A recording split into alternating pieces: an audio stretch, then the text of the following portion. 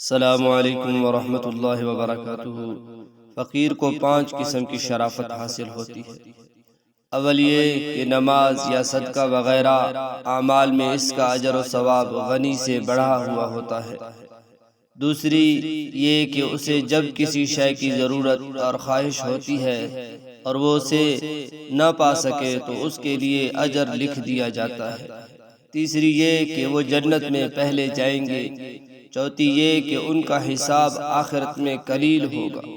پانچویں یہ کہ ان کو ندامت بھی نہ ہوگی، کیونکہ آخرت میں تو غنی لوگ یہ تمنا کریں گے کہ کاش وہ فقیر ہوتے، مگر فقیر کو یہ حسرت کبھی نہ ہوگی کہ کاش وہ غنی ہوتا۔ اس سلسلہ میں متعدد روایات وارد ہوئے ہیں۔